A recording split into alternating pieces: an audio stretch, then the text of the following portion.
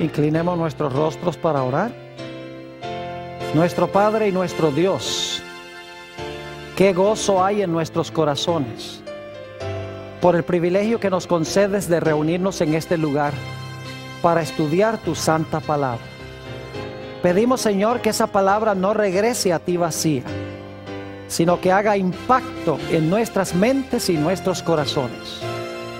Te ruego, Señor, que a través de tu palabra transformes nuestras vidas. Y te damos gracias por escuchar nuestra oración, pues te lo pedimos en el precioso nombre de tu Hijo, Cristo Jesús. Amén. El título de nuestro tema para hoy es Las 5 artimañas de Satanás. Y queremos comenzar nuestro estudio en el Evangelio según San Mateo, el capítulo 24 y los versículos 23 y 24. San Mateo, el capítulo 24 y los versículos 23 y 24. Nos dice aquí, hablando de lo que va a pasar en el tiempo del fin. Entonces, si alguno os dijere, mirad, aquí está el Cristo, o mirad, allí está, no lo creáis, porque se levantarán falsos cristos y falsos profetas, y harán grandes señales y prodigios, de tal manera que engañarán, si fuere posible, aún a los escogidos. Imagínense ustedes engaños tan poderosos y tan sutiles que engañarán casi, inclusive, a los mismos escogidos. Tienen que ser engaños muy potentes, muy poderosos. Ahora, la pregunta clave es, ¿a quiénes dirigió Jesús estas palabras? A veces pensamos que es el mundo el que va a ser engañado. Pero quiero que noten en Mateo 24 y el versículo 4, ¿a quién dirigió Jesús las palabras de este capítulo 24 de San Mateo? Dice en el versículo 4, respondiendo Jesús les dijo, mirad que nadie os engañe. Y según los versículos anteriores, Jesús le está hablando a sus discípulos. Es decir, los que corrían riesgo de ser engañados no eran los mundanos, sino los propios discípulos de Jesús. Y los discípulos de Jesús somos nosotros los que estamos reunidos acá. Probablemente muchos de los que están viendo vía satélite por televisión son también miembros de la familia de Dios. Están en el grupo que la Biblia llama los escogidos. Ahora vamos a estudiar en nuestro tema de hoy 5 métodos que emplea Satanás para engañar a la gente. Y especialmente vamos a mirar estos 5 métodos desde la perspectiva del tiempo del fin. Quisiera mencionar, antes de que entremos a estudiar estos 5 métodos, que cuando el Señor Jesucristo creó este mundo, el hombre no vio a Jesús crear absolutamente nada. El primer día, el segundo día, el tercer día, el cuarto día, el quinto día, el sexto día, por lo menos la primera parte, Adán y Eva ni siquiera habían sido creados todavía. No pueden haber visto lo que Dios creó durante esos días. Es más, Adán no lo vio a Dios crearlo a él.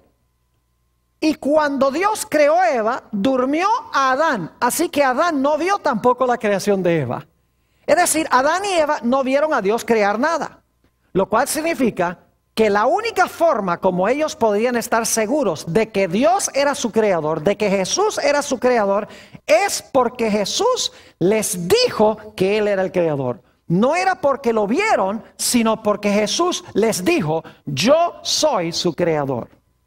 Ahora, como hemos visto, el Señor Jesucristo colocó en el huerto del Edén un árbol. Y le dijo a Adán y Eva que no comieran de ese árbol. No les explicó por qué. Sí les explicó las consecuencias. Les dijo, si ustedes comen, van a morir. Pero no les explicó por qué no podían comer de ese árbol específico, de en medio de todos los árboles que se encontraban en el huerto. Ellos sencillamente debían creer que Jesús era su creador y debían obedecer la palabra sin explicación alguna. Notemos lo que dice Génesis 2 y el versículo 15 al 17, lo hemos leído antes, pero vamos a leerlo de nuevo, donde habla de la prohibición que Dios le hizo del árbol. Dice en el versículo 15, tomó pues Jehová Dios al hombre y lo puso en el huerto de Edén para que lo labrara y lo guardase. Y mandó Jehová Dios al hombre diciendo, de todo árbol del huerto comerás, mas del árbol de la ciencia del bien y del mal no comerás, porque el día que de él comieres, ciertamente morirás. Ahora quiero hacerles algunas preguntas. Número 1, ¿el mandato estaba claro? ¿Era comprensible? Claro que sí. Y Eva lo entendió. Porque ella repitió las palabras de Dios cuando vino la serpiente. Le dijo, Dios nos ha dicho que no comamos de este árbol, porque si comemos de este árbol, ¿vamos a qué? Vamos a morir. Entendieron claramente el mandato de Dios. Yo pregunto, ¿esta prueba era una prueba grande o pequeña? En realidad era una prueba pequeña. Dios podría haberle dicho a Adán y Eva, mire, para que ustedes puedan seguir viviendo, tienen que saltar de aquí a la luna. Esa hubiera sido una prueba grande. Pero Dios les puso una prueba muy pequeña, insignificante. Ellos tenían todos los árboles del huerto de los cuales podían comer. El punto principal no era el apetito, porque si tenían hambre, podrían haber comido de todos los árboles del huerto. Prohibirles un árbol era una prueba supremamente pequeña. Además de eso, como he mencionado, Dios no les dio a Adán y Eva ninguna explicación por la cual prohibió ese árbol específico. Sí les dijo, iban a morir si comían del árbol, pero no les explicó en qué se distinguía ese árbol de los demás árboles. Sencillamente les dijo, crean mi palabra, yo fui el creador, yo pongo las reglas y ustedes no deben comer de este árbol. Pero nos dice en el libro de Génesis que ellos escogieron desobedecer el mandato de Dios, la palabra de Dios, que comprendían claramente que era una prueba pequeña, sin explicación, escogieron abiertamente contrariar a Dios. Cuando Dios vino a hablar con Eva, quiero que noten lo que dijo Eva. Génesis el capítulo 3 y el versículo 13. Génesis el capítulo 3 y el versículo 13. Noten las palabras que le habló Eva al Señor Jesús. Porque ya hemos visto que el creador aquí fue Cristo. Dice en el versículo 13, entonces Jehová Dios dijo a la mujer, ¿qué es lo que has hecho? Y dijo la mujer, la serpiente me ¿qué? La serpiente me engañó y comí. ¿Qué hizo la serpiente? La serpiente engañó a Eva. Ahora quiero preguntarles, ¿qué necesita hacer usted para engañar a alguien? ¿Alguien sabe aquí qué necesita hacer para engañar a alguien? Oh, siempre es la respuesta que la gente me da. Para engañar a alguien usted le tiene que mentir. Pero no todas las mentiras engañan. Ahora fíjense, los que están mirando, hagamos un experimento. Yo los voy a engañar ahora a ustedes, ¿ok? Así que miren para acá. Ustedes ven este traje que yo tengo puesto. Este traje es rojo. ¿Cuál rojo ni que nada? Dice la hermana. ¿Les eché una mentira? ¿Les metí una mentira? Sí, claro que sí. ¿La creyeron? Claro que no. Porque las mentiras que engañan no son las mentirotas. Las mentiras abiertas. Las mentiras que engañan son las que más se parecen a la verdad. Y para cada verdad que Dios tiene, Satanás tiene una falsificación o un error. Hace algunos años tuve el privilegio de enseñar en la ciudad de Medellín, Colombia, en una universidad. Enseñaba teología allí. Y un día fui al centro de la ciudad a un almacén Ley, para comprar una mercancía. Llegué a la caja para pagar la mercancía que tenía y la muchacha que estaba recibiendo el dinero tomó el billete y lo miró en la luz, lo arrugó en su mano, lo puso debajo de una luz negra e enseguida llamó a un policía, le dijo, venga acá, que este hombre me acaba de dar un billete falso de 10,000 pesos. Ahora imagínense ustedes eso. Aquí en los Estados Unidos uno generalmente es inocente hasta que se compruebe culpable. Por allá uno es culpable hasta que lo comprueben a uno inocente. Yo viví muchos años allá. Las cosas funcionan de una forma distinta. Así que yo sabía que estaba en problemas. Vino otro policía, me tomaron uno por un brazo, el otro por el otro brazo, me llevaron allá a un cuartico y empezaron a interrogarme. Empezaron a decirme, ¿dónde tiene la maquinaria? Y yo le dije, ¿cuál maquinaria? La maquinaria con que hacen los billetes. Yo dije, no, si yo no soy falsificador. Dice, ¿cómo que no es falsificador? Usted entregó un billete falso. Yo dije, no, pero ese billete yo no lo miré, sencillamente yo entregué un billete, alguien me lo dio. Dice, no, usted es un falsificador. Entonces uno de los policías dice, mire, ¿a dónde trabaja usted? Yo le digo, mire, yo trabajo en el Instituto Colombo Venezolano, yo enseño teología allá. Y oiga, cuando dije eso, el policía como que cambió de actitud, sonrió. Y digo, ese colegio es muy bueno. Dice, de allá no pueden salir falsificadores. Y yo dije, gloria a Dios, las cosas están mejorando aquí. Entonces el policía me dijo, mire, cuando en el futuro alguien le dé a usted un billete, usted tiene que mirarlo con cuidado. No pague con un billete falso porque se puede meter en problemas. Yo le voy a mostrar a usted cómo distinguir un billete falso de uno genuino. Y entonces trajo el billete falso, trajo un billete genuino y me dice, mire, usted mira el billete falso en la luz y usted se da cuenta que la cabeza de Simón Bolívar está borrosa. Usted mira el billete genuino en la luz y ve que la cara de Simón Bolívar está clarita. Y de verdad que sí. Entonces tomó el billete y lo puso de nuevo en la luz y dice, mire, el billete falso no tiene una raya marrón que cruza el billete, mientras que el billete genuino sí tiene la raya marrón. Yo dije, de verdad que sí. Luego tomó el billete falso y lo arrugó en la mano y tomó el billete genuino y lo arrugó también en la otra mano. Y el billete genuino empezó a abrirse como una flor, mientras que el papel del billete falso se quedó arrugado. Y luego tomó el billete genuino y lo metió debajo de la luz negra y le brillaban los círculos a donde estaba la cara del prócer de Simón Bolívar, mientras que el billete falso lo ponía debajo de la luz negra y no le brillaba nada. Dice, la próxima vez que alguien le dé un billete grande, asegúrese de que es genuino.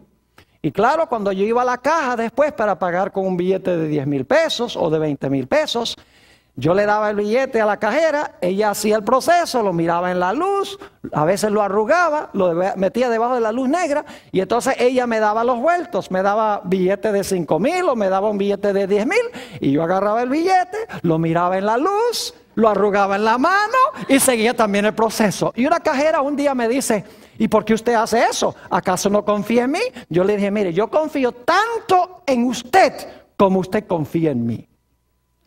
Ahora yo quiero preguntarles, ¿cómo podía yo distinguir un billete falso de uno genuino? Tenía que conocer ¿qué cosa? El genuino para detectar la falsificación. Es decir, si yo no conozco la verdad, yo no voy a poder detectar el error. Porque el error se desenmascara viendo y conociendo ¿qué cosa? Conociendo la verdad de Dios. Y Satanás le dijo a Eva, mira, yo te voy a dar la verdad. Pero Satanás le estaba contando una ¿qué? Le estaba contando una mentira. La verdad era, no comas del árbol. La mentira era, no hay ningún problema con que tú comas del árbol. Deberías sencillamente haber obedecido la palabra de Dios. Ahora yo quiero preguntarles, ¿qué viene primero? ¿Lo genuino y luego la falsificación? ¿O la falsificación y luego lo genuino? Ustedes saben bien que primero viene lo genuino y después viene la falsificación. ¿O es que los falsificadores dicen, miren, hagamos un billete falso de $7 y el gobierno dice, qué buena idea, hagamos uno genuino? Pues claro que no, ustedes saben que no. Primero el gobierno hace un billete genuino, ¿verdad? Y entonces los falsificadores hacen una falsificación. Y mientras más se parezca el falso al verdadero, más engaña. Mientras más el error se parece a la verdad, más engaña. Y la verdad siempre viene primero y la falsificación viene después en el tiempo. En 2 Corintios 11 y el versículo 3 nos dice que Satanás engañó a Eva con su astucia. El diablo es mucho más inteligente que nosotros. El diablo ha tenido mucha experiencia en la empresa del engaño. Y la Biblia dice que es un personaje supremamente astuto. En Apocalipsis, el capítulo 12 y el versículo 9, dice que en los últimos días Satanás va a engañar a todo el mundo. Prácticamente todos los seres humanos van a ser engañados por Satanás. Y la razón es muy sencilla. En vez de conocer la verdad y obedecer la verdad, lo que van a hacer es aceptar los errores de Satanás que se parecen mucho a la verdad, pero que son falsificaciones. Ahora, como les mencioné, Satanás en el comienzo usó 5 métodos de engaño para lograr vencer a Eva.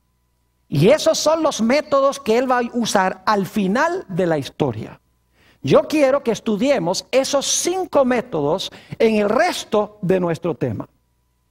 Vayan conmigo a Génesis, el capítulo 3 y el versículo 1. Vamos a hablar de nuestro primer método. El primer método es que Satanás hace milagros y engaña a la gente por los milagros que desempeña. Dice en Génesis 3 y el versículo 1, pero la serpiente era astuta más que todos los animales del campo que Jehová Dios había hecho, la cual dijo a la mujer, ¿con que Dios os ha dicho, no comáis de todo árbol del huerto? Ahora usted dice, ¿a dónde está, Pastor Bor, el milagro allí? Yo quiero preguntarles, ¿cuántos de ustedes han ido a un zoológico y la serpiente les habla? Yo les apuesto que si ustedes van a un zoológico y una serpiente levanta la cabeza y dice, buenos días, señor, ustedes van a salir corriendo. Porque para que una serpiente hable, tiene que haber un qué, eso sería un milagro. Es decir, el diablo está haciendo un milagro mentiroso. Sorprende a Eva porque Eva no sabía que la serpiente podía hablar. Y la serpiente no podía hablar, pero el que estaba hablando era Satanás. Es decir, Satanás estaba haciendo un falso milagro, dando la impresión de que la serpiente podía hablar. Estaba tratando de engañarla por este milagro. Ahora lo interesante es, escuchen bien, que la serpiente podía volar. Y ustedes, ¿cómo sabe que la serpiente podía volar? Varias razones. En primer lugar, en civilizaciones antiguas se han conseguido serpientes con alas. Es interesante, han conseguido serpientes con alas. En las civilizaciones antiguas siempre pintaban a las serpientes con alas. Eso demuestra que ellos tenían una memoria de algo que iba hasta el principio. No solamente eso, sino que en Isaías 14:29 habla de serpientes con alas. Y la razón más importante es que nos dice aquí en Génesis, el capítulo 3, que cuando la serpiente se dejó usar por Satanás, Dios le dijo a la serpiente, de ahora en adelante te vas a arrastrar y vas a comer polvo. Si ya se estaba arrastrando y comiendo polvo, eso no hubiera sido ningún castigo. La serpiente podía volar. Y en realidad Eva esperaba que viniera una serpiente porque Dios le había dicho a Adán y Eva, miren, va a venir Satanás al huerto para tratar de lograr que ustedes pequen, para tratar de convencerlos de que coman del árbol. Y Eva, muy autosuficiente, dice, eso no hay ningún problema. Cuando se aparezca esa serpiente, cuando se aparezca ese ángel, inmediatamente yo voy a saber que es el ángel caído si él nos dice que comamos del árbol. Lo que pasa es que Eva no contaba con la astucia de Satanás. Satanás no se iba a aparecer como un ángel glorioso porque Eva estaba esperando un ángel. Dios les había advertido. Así que Satanás dice, no, tengo que usar otro método más capcioso. Y así que Satanás se esconde detrás de una serpiente y usa la serpiente para cumplir sus propósitos. Y hace este milagro mentiroso. Hoy en día, los cristianos les encanta seguir a los milagros. Les encanta a donde hay señales y prodigios y sanamientos y lenguas y saltos y baile y todas esas cosas en la iglesia. Les encanta donde hay cosas sobrenaturales que están pasando en la iglesia. Pero ¿saben ustedes que no todos los milagros son de Dios? Lo vemos a partir de Génesis 3 y el versículo 1, que hay milagros mentirosos. La serpiente no podía hablar. Satanás le dio la apariencia de la facultad de hablar. Ahora vayan conmigo al Evangelio según San Juan, el capítulo 6 y el versículo 2. San Juan, el capítulo 6 y el versículo 2. Aquí encontramos que Jesús está haciendo su obra entre las muchedumbres. Y quiero que noten por qué las muchedumbres seguían a Jesús. Dice en el versículo 2, y le seguía gran multitud. ¿Por qué le seguían? Porque veían las señales que hacía en los ¿qué? En los enfermos. La gente decía, a este hay que seguirlo porque este es un curandero. Es decir, veían en Jesús un curandero, alguien que hacía milagros y lo seguían. Pero ¿saben algo? Siguen leyendo el capítulo y van a darse cuenta que el Señor Jesucristo empezó a predicarles un sermón. Yo soy el pan de vida. Tienen que asimilar el pan de vida. O si no, no van a tener vida en ustedes mismos. Y cuando Jesús empezó a decirles que tenían que obedecer la palabra, la gente dijo, si no hay milagros, con la pura palabra no queremos. Y cuando llegamos al final del capítulo, si van conmigo al versículo 66, interesante que es Juan 6:66. O sea, Juan 666. Es una coincidencia, pero van a recordar el versículo ahora para siempre. Juan 6 y el versículo 66, cuando Jesús empezó a hablar la palabra, ya la gente no quería saber más de Jesús porque no había milagros. Dice en el versículo 66, desde entonces muchos de sus discípulos volvieron atrás y ya no andaban con él. Si no había milagros, la gente no quería saber de Jesús. Cuando predicaba la palabra y le decía a la gente que debía obedecer la palabra, la gente no quería nada que ver con Jesús. Y lo mismo sucede hoy en gran medida en el mundo cristiano, este fenómeno. Noten lo que dice Segunda de Tesalonicenses, el capítulo 2 y el versículo 9. Aquí está hablando de la obra del anticristo al final de la historia, del que se va a hacer pasar por Cristo. Noten lo que va a hacer según Segunda de Tesalonicenses, el capítulo 2 y el versículo 9. Dice, inicuo, cuyo advenimiento es por obra de Satanás. Es decir, el anticristo va a venir por obra de Satanás. Y ahora escuchen, con gran poder y señales y prodigios mentirosos. ¿Qué va a hacer el anticristo? Dice aquí, va a obrar con poder, señales y prodigios mentirosos para engañar a la gente. Dice en el versículo 10, y con todo engaño de iniquidad para los que se pierden. Es decir, en los últimos días, el anticristo va a hacer grandes milagros, señales y prodigios con el fin de engañar a la gente. Ahora quiero que vayamos a el libro de Hechos de los Apóstoles, el capítulo 2 y el versículo 22. Hechos, el capítulo 2 y el versículo 22. Este versículo guarda una relación muy estrecha con lo que acabamos de leer de Segunda de Tesalonicenses 2. Hechos, el capítulo 2 y el versículo 22. ¿Ustedes recuerdan esas tres palabras de Segunda de Tesalonicenses? Vamos a repasar esas tres palabras claves allí en Segunda de Tesalonicenses, el capítulo 2. Quiero que noten, porque es muy importante, las mismas tres palabras se usan en Hechos 2:22. Fíjense, las tres palabras son poder, señales y prodigios. Poder, señales y prodigios, pero mentirosos. Ahora, noten lo que dice Hechos 2:22. Dice, varones israelitas, aquí está hablando el apóstol Pedro, oíd estas palabras. Jesús Nazareno, varón aprobado de Dios entre vosotros, con las maravillas, prodigios y señales que Dios hizo entre vosotros por medio de él, como vosotros mismos sabéis. Fíjese que el anticristo va a hacer las obras por obra de ¿quién? De Satanás.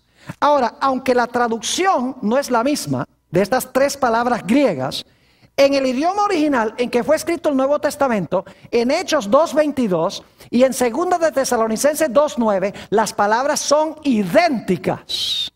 Es decir, que las palabras poder, señales y prodigios en 2 Tesalonicenses 2:9, y las palabras maravillas, prodigios y señales en Hechos 2:22 son las mismitas palabras en el idioma en que fue escrito el Nuevo Testamento, el griego.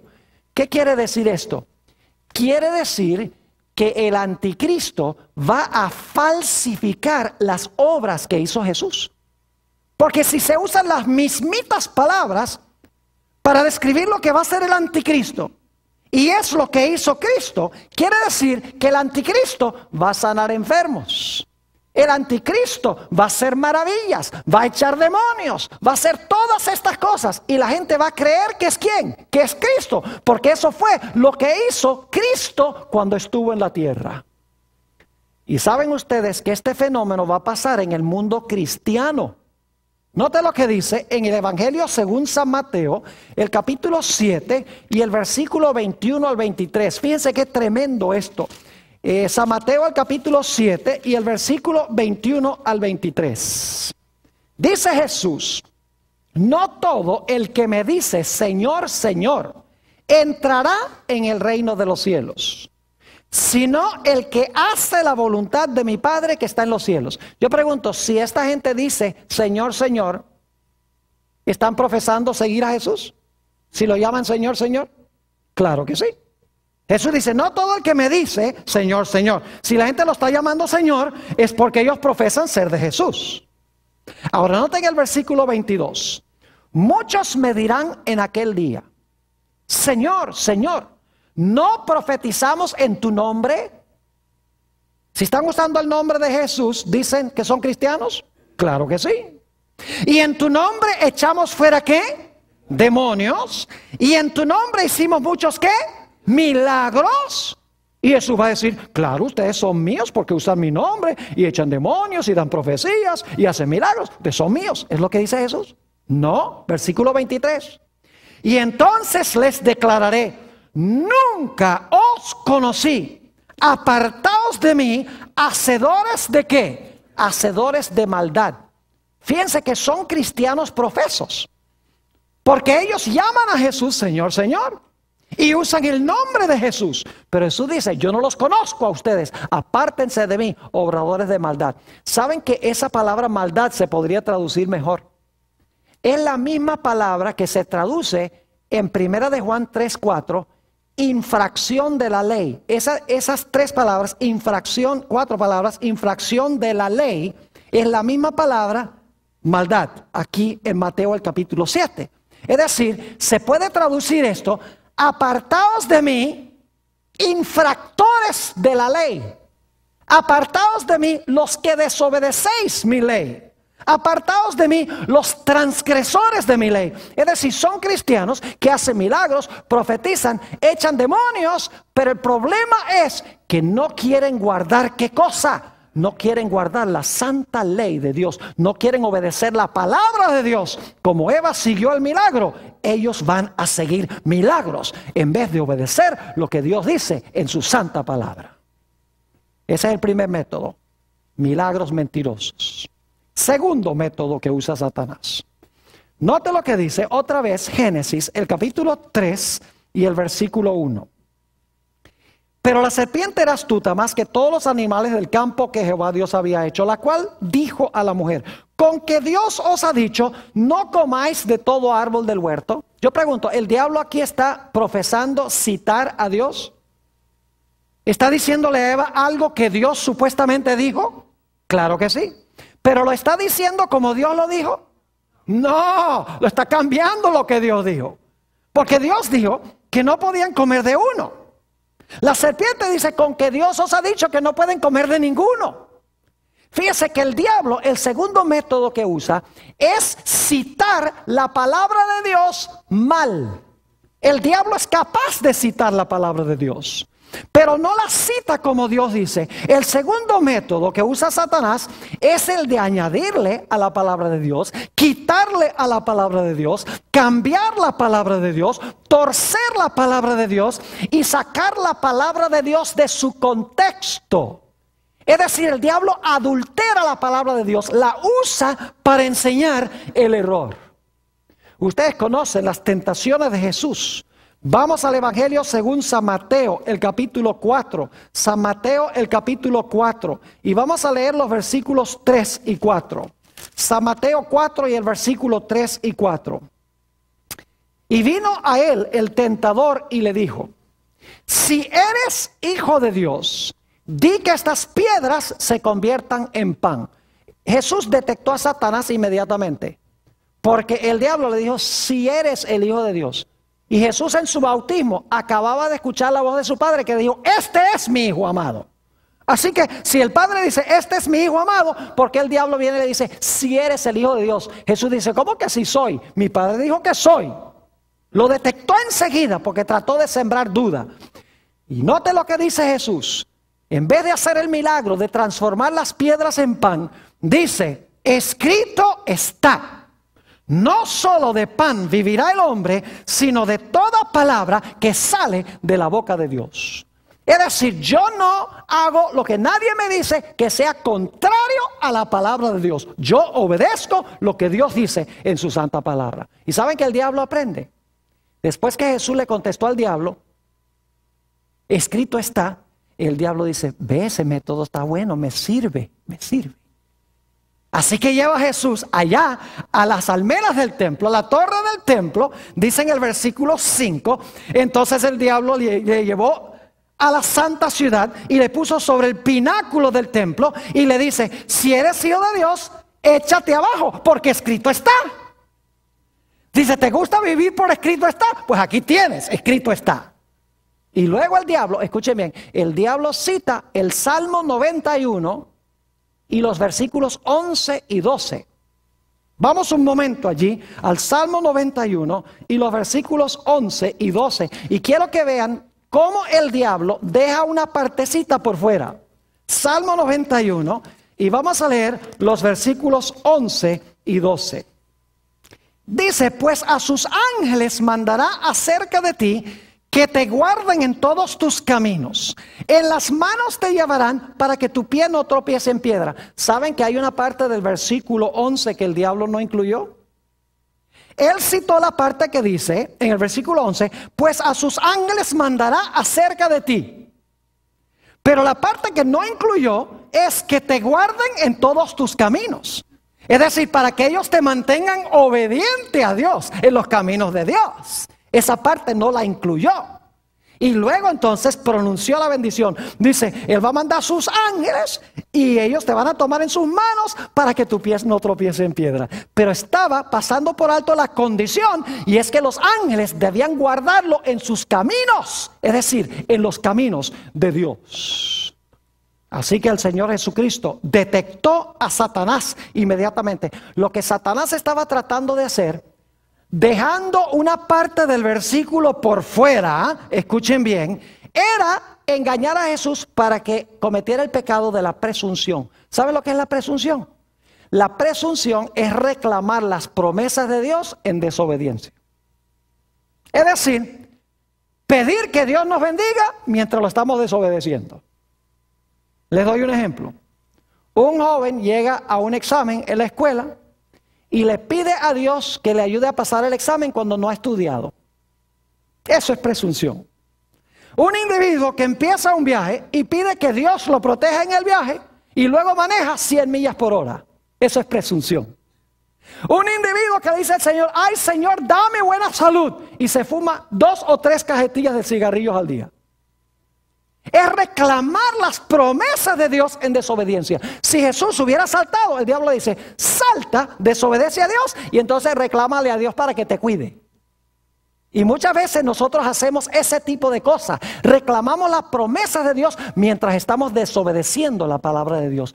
Es decir, el segundo método de Satanás es el método de dejar partes de la Biblia por fuera, citar mal la palabra de Dios, como hizo en el huerto del Edén, añadirle y quitarle. Por eso en Apocalipsis 22 dice: ay del que le agregue a la Biblia, porque Dios le va a agregar las plagas. Y hay del que le quite a la Biblia, porque Dios va a quitar su nombre del libro de la vida. Es decir, el diablo juega jueguitos con la palabra de Dios. Cita partes, tuerce, cambia, añade, quita, saca de contexto para que la gente crea que Dios está diciendo una cosa cuando en realidad está diciendo otra.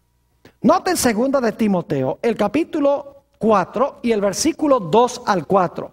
2 de Timoteo, el capítulo 4 y los versículos 2 al 4. Fíjense lo que va a hacer Satanás en los últimos días, incluyendo a los que profesan ser ministros de Dios.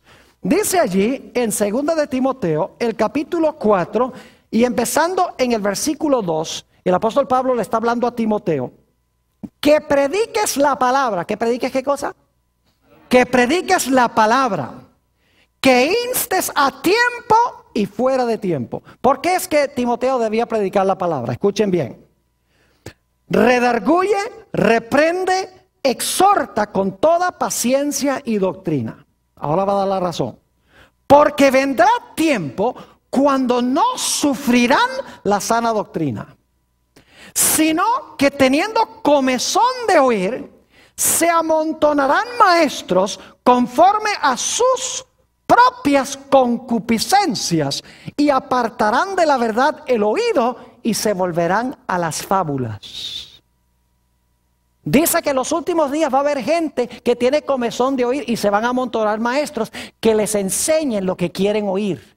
Es decir, tienen piquiña en los oídos. Y entonces le dicen al maestro, mira, tú estás dispuesto de rascarme la oreja. Es decir, enséñame lo que yo quiero oír. Y si el maestro dice, sí, yo te enseño lo que tú quieres oír, entonces dice, entonces enséñame. Es decir, en los últimos días Dios insta a sus ministros que prediquen la palabra, porque va a venir el tiempo en que la gente no va a tolerar sufrir, como dice aquí, la sana doctrina. Van a querer apartar de la verdad del oído y seguir las fábulas, porque quieren vivir de acuerdo a sus propias concupiscencias o de acuerdo a sus propias pasiones. Un ejemplo de esto es que en el mundo cristiano muchos ministros hoy en día enseñan que el cristiano no tiene que guardar la ley de Dios, porque estamos bajo la gracia. Dicen, no, el cristiano está bajo la gracia, no tiene que guardar la ley. Nosotros no estamos bajo la ley, seguimos lo que dice el Espíritu Santo. Ustedes lo han oído. Y suena muy bonito. Y usan mayormente los escritos del apóstol San Pablo. Ahora, ¿saben ustedes que el apóstol Pablo escribió algunas cosas bien difíciles de entender?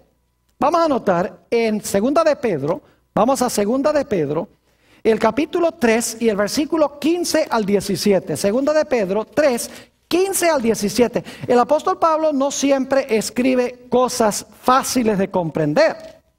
Tenemos que admitir eso. Dice allí en 2 de Pedro, el capítulo 15 y capítulo 3, perdón, y el versículo 15.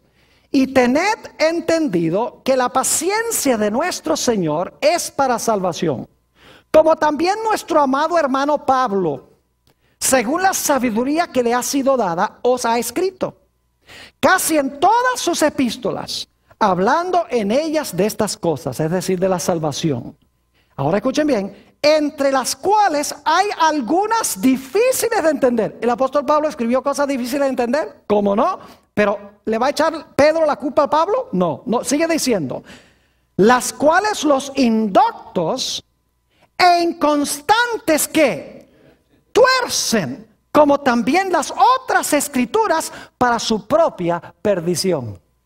Es decir, porque el apóstol Pablo escribió cosas complicadas, Pedro no le echa la culpa a Pablo, sino que dice, la culpa la tienen los que no estudian con cuidado. Los indoctos tuercen lo que escribió Pablo y tuercen también las demás escrituras. Permítame mencionarles 3 escrituras aquí rápidamente sin buscarlas, porque el tiempo apremia. Romanos 3:28, el apóstol Pablo dice, concluimos pues que el hombre es justificado por la fe sin las obras de la ley. Entonces algunos dicen, ve, es pura fe y nada de obras. Pero si tan solo leyeran el versículo 31 del mismo capítulo, el apóstol Pablo dice, entonces ¿qué? ¿Invalidamos la ley por la fe? Dice, en ninguna manera, antes establecemos la ley. Así que el apóstol Pablo dice que no somos justificados por guardar la ley, Pero dice que cuando recibimos a Jesús, vamos a guardar la ley. Se establece la ley, en otras palabras. Si la gente tan solo leyera el contexto, entenderían lo que Pablo está diciendo. Otro texto que usan mucho para decir que no necesitamos guardar la ley porque estamos bajo la gracia es Romanos 5:20, donde el apóstol Pablo dice que donde abundó el pecado, sobreabundó la gracia. Y la gente dice, ve, donde abunda el pecado, sobreabunda la gracia. Y algunos inclusive me han dicho, peca mucho para que sobreabunde la gracia. Y yo digo, qué cosa tan ridícula. Pero lo único que yo les digo a estas personas es, mira, está bien, tú estás leyendo Romanos 5:20. Quiero pedirte por favor que me leas Romanos 6:1. Y quiero leer Romanos 6 y el versículo 1 para que vean que el contexto es clave. Dice en Romanos 6:1, ¿qué pues diremos? ¿Perseveraremos en pecado para que la gracia abunde? En ninguna manera, porque los que hemos muerto al pecado, ¿cómo viviremos aún en él? Así que el apóstol Pablo no está diciendo que porque hay mucha gracia debemos pecar mucho. Dice, no debemos perseverar en el pecado. Otro texto favorito es Romanos 6:14, donde el apóstol Pablo dice, porque el pecado no se enseñoreará de vosotros, pues no estáis bajo la ley, sino bajo la gracia. Y los cristianos dicen, yo no estoy bajo la ley, estoy bajo la gracia. Como si uno pudiera ahora desobedecer la ley porque uno está bajo la gracia. Lo único que yo le digo a esta gente es, por favor, lee el siguiente versículo. Nota lo que dice el versículo 15. ¿Qué pues? ¿Pecaremos porque no estamos bajo la ley, sino bajo la gracia? ¿Qué dice el apóstol San Pablo? En ninguna manera. Ahora debemos avanzar rápidamente al tercer método que usó Satanás. Primer método, milagros. Segundo, milagros mentirosos. Segundo método, un uso indebido de la palabra de Dios. Método número 3. Este es peligrosísimo. Es seguir nuestra razón, nuestra lógica, nuestra mente y nuestras emociones en vez de obedecer la palabra de Dios. Por ejemplo, en Romanos el capítulo 12 y el versículo 9, hoy en día a los cristianos les gusta hablar mucho del amor, ¿no es así? Dice, lo importante es el amor, no la ley. Desde que tengamos amor, en realidad eso es lo único que importa en la iglesia. Y yo digo amén, siempre y cuando se entienda lo que es amor.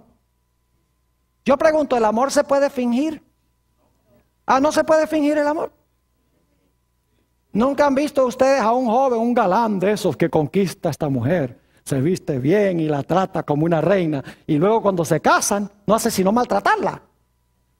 ¿Eso es amor qué? Fingido. ¿El amor se puede falsificar? Claro que se puede falsificar.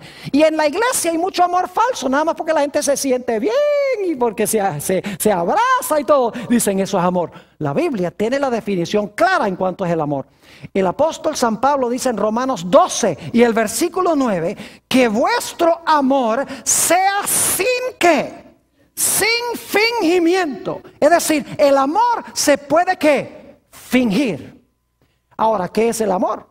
En Romanos 13 y el versículo 10, el apóstol San Pablo dice que el amor es ¿qué cosa? El cumplimiento de la ley. Es decir, la ley define lo que es el amor. Y una persona que dice lo importante es el amor y no la ley, no sabe lo que está diciendo. Porque el amor verdadero es cumplir la ley de Dios. Si usted ama a su prójimo, no le va a robar la esposa. Si usted ama a su prójimo, no le va a robar sus posesiones.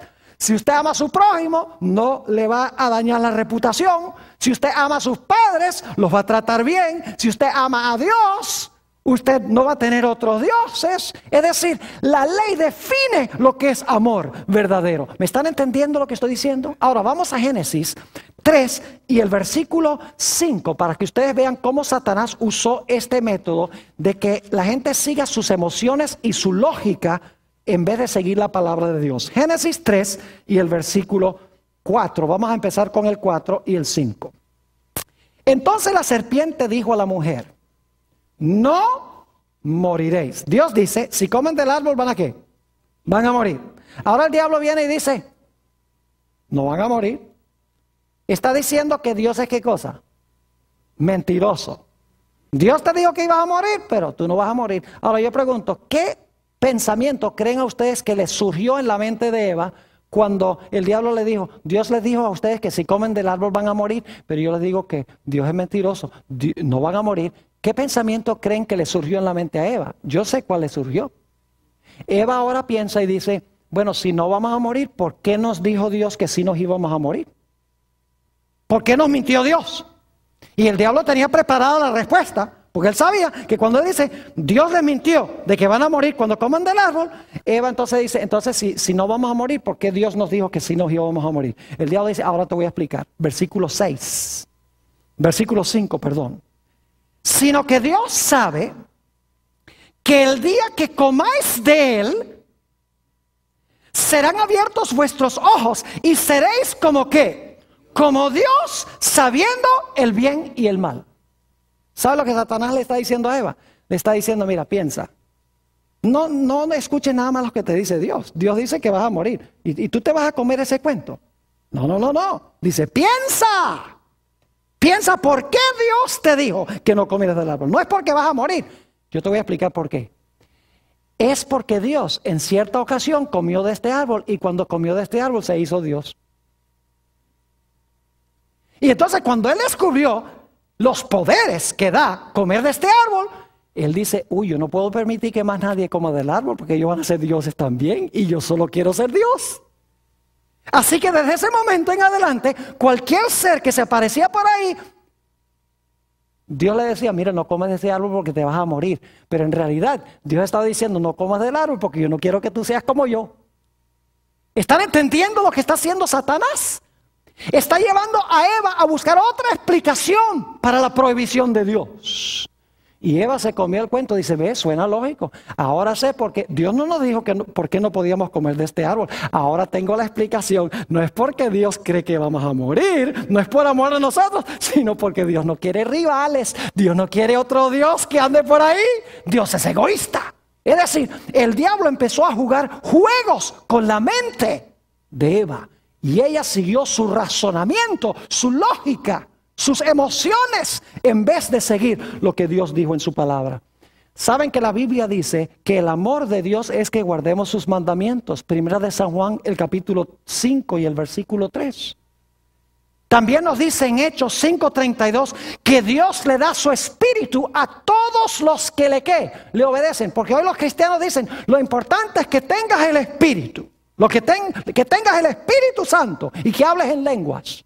La Biblia dice aquí que Dios da su Espíritu Santo a todos los que le obedecen. Y si ustedes leen Juan 14 y el versículo 15 y 16, Jesús dice, si me amáis, guardad mis mandamientos y yo rogaré al Padre y os dará otro consolador. Fíjese, Jesús dice, si me aman, guarda mis mandamientos y entonces yo voy a rogar a mi Padre que les dé ¿qué cosa? Que les dé el Espíritu Santo. Hay una condición para recibir el Espíritu Santo y es guardar la ley de amor de Dios.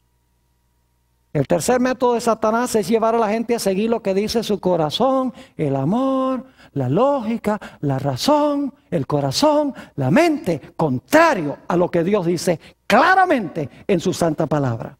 Cuarto método de Satanás es seguir lo que dicen nuestros sentidos. Seguir lo que dicen nuestros ojos, nuestros oídos, nuestro tacto, nuestro gusto, contrario a lo que Dios dice en su palabra. Noten Génesis, el capítulo 3 nuevamente y el versículo 6. Génesis, el capítulo 3 y el versículo 6. Ahora fíjense cómo están involucrados los sentidos de Eva. Y vio la mujer que el árbol era ¿qué? ¿Qué está usando? ¿Sus qué? Sus ojos, ¿verdad que sí? Vio la mujer que el árbol era bueno para comer. Y que era agradable ¿a qué? A los ojos. Y árbol codiciable para alcanzar la sabiduría. Y tomó. ¿Qué sentido está usando allí? Tomó. El tacto. Y no se murió cuando lo tomó inmediatamente. Tomó de su fruto y ¿qué? Y comió. ¿Qué sentido está involucrado ahí? Comió. El gusto. El oído está involucrado. Satanás le está hablando. Los ojos, ve que es bueno. ¿Verdad? El tacto, lo toca y no se muere. El gusto, ¿sabe qué? Sabroso. Lo único es que Dios había dicho, no comas. No debería haber seguido lo que dijeron sus sentidos, sino lo que decía, ¿quién? Dios. Y saben que a través de la Biblia, aquellos que seguían lo que dicen sus sentidos, terminaban con un desastre. Ustedes conocen, por ejemplo, la historia de Sansón. Cuando vio a esta mujer filistea hermosa, los padres le dijeron, pero Sansón, Dios ha dicho que no debemos unirnos en yugo desigual con los incrédulos. ¿Y sabe lo que dijo Sansón? Dijo, búsquenmela porque ha agradado mis ojos. Es decir, me pone a latir el corazón más rapidito. Y me agrada los ojos. Y saben que eso le costó los ojos. Le costó los ojos. Porque le fueron sacados los ojos. ¿Cuán diferente José en Génesis 39:9? Ustedes tienen el texto ahí en sus hojas. Donde ve a esta esposa de Potifar, hermosa también, porque no se iba a casar con una mujer fea teniendo tanto poder. Y cuando ella trata de convencer a José de que tenga relaciones sexuales con ella, ¿qué es lo que dice José? José dice, ¿cómo puedo yo cometer este grave pecado contra mi Dios? Es decir, José guiaba su vida, ¿por qué cosa? Por la ley de Dios. El mandamiento que dice, no cometerás adulterio. Él dice, yo te veo, eres muy bonita, me pones a latir más rápido el corazón. Pero el problema es que Dios ha dicho, no cometerás adulterio, tú eres esposa de otro. Vivía por la ley de Dios, porque amaba a Dios.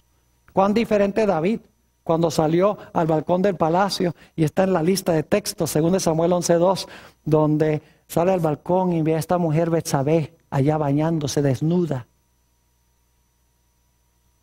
Y el pecado de él tuvo 4 pasos. Dice que la vio, la siguió viendo y la codició. Y luego, después que la codició, la tomó. Y luego que la tomó, trató de esconder lo que había hecho. El pecado siempre sigue este proceso, aún en Génesis. Eva vio, codició el fruto, lo tomó y luego se escondió. Esa es la forma como el pecado funciona. Los grandes héroes de la Biblia no se regían por lo que decía sus sentidos, sino por lo que dice la santa palabra de Dios. Ahora necesitamos ir al quinto método que usó Satanás. Se encuentra nuevamente en Génesis, el capítulo 3. Génesis, el capítulo 3, y vamos a leer el versículo 6. Nuevamente, la última parte especialmente dice, y vio la mujer que el árbol era bueno para comer, y que era agradable a los ojos, y árbol codiciable para alcanzar la sabiduría, y tomó de su fruto, y ahora escuchen, y comió, y dio también a su marido, el cual comió así como ella. ¿Por qué pecó Adán? Porque fue tentado ¿por quién? Por Eva. El quinto método de Satanás es llevar a gente a tentar a otra gente. No siempre tiene que ser el diablo que tienta directamente, sino que usa gente para tentar a otra gente. Y saben que nos dice en 1 Timoteo 2:14 que Adán no fue engañado. Adán no fue engañado. Eva fue engañada. Adán sabía muy bien lo que estaba haciendo, pero Adán amó más a Eva que a Dios. Adán dijo, mira, tú comiste, te vas a morir. Yo te amo tanto a ti que yo no puedo vivir sin ti. Yo voy a comer también y estoy dispuesto a morir contigo. Es decir, Adán amó más a Eva que lo que amó a ¿quién? A Dios. Y por lo tanto se dejó influenciar por ella. ¿Saben ustedes que la Biblia nos dice en Mateo el capítulo 10 y el versículo 34 al 37 que va a venir el día también en que nosotros tenemos que tomar la elección de seguir lo que dicen inclusive nuestros familiares o de obedecer lo que dice Dios? Note lo que dice San Mateo rápidamente, el capítulo 10 y el versículo 34 al 37. San Mateo 10 y el versículo 34 al 37. No penséis que he venido para traer paz a la tierra. No he venido para traer paz, sino espada. La espada representa ¿qué cosa? La palabra de Dios. Porque he venido para poner en disensión al hombre contra su padre, y a la hija contra su madre, y a la nuera contra su suegra, y los enemigos del hombre serán los de su propia casa.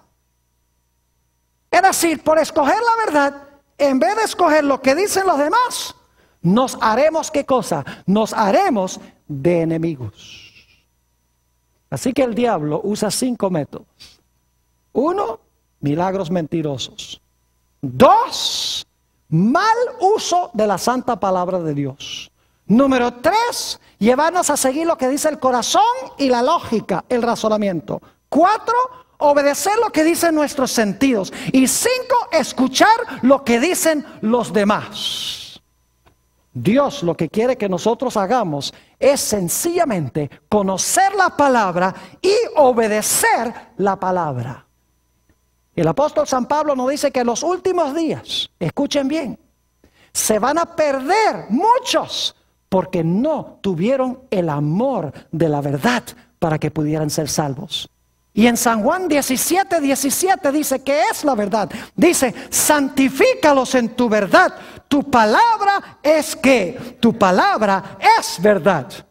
Aunque vea algo, aunque vea un milagro, aunque mis sentidos me digan algo, aunque otros me cuenten algo, aunque mi lógica me diga algo, aunque mis sentimientos me digan algo, todo lo debo comparar con un así dice Jehová. Y así estaré seguro de no ser engañado. Que esa sea nuestra experiencia.